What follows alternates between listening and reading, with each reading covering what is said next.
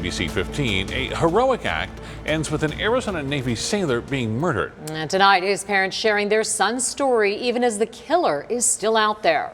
Just help us bring justice for Phoenix. Someone shot and killed Phoenix Castanian as he was trying to protect a friend from danger during a break from Navy training.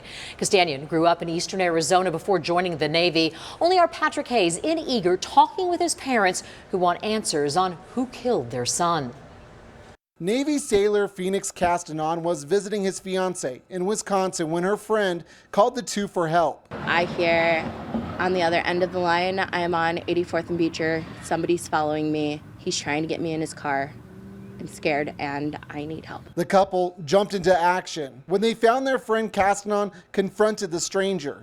I heard the pop from the gun, smelled the gunpowder. He sped off, took a left past Sitco, and I watched my fiance fall. We traveled to Eager, Arizona, where his parents live, both heartbroken after losing their son. It was hard to accept and still is. Just shock. I couldn't believe that I was receiving the phone call that I did. They say their son was known for doing the right thing. That was what he was raised to do. It's what the military taught him to do, so it didn't surprise me at all. No, not at all. That's who Phoenix was. Castanon graduated basic training in 2021. Both his parents also served in the military and say he had a bright future. He was stationed in Illinois, training to be a gunner's mate. He did talk about it being a career. He wanted to do 20 years. He wanted to retire. And then with that money, he expressed to me at one time that he wanted to buy a ranch.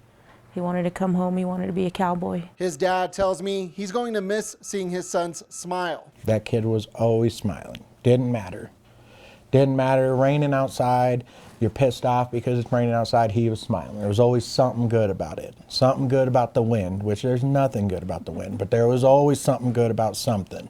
Always had a smile. Didn't matter what it was. Always. That's what I'll miss the most.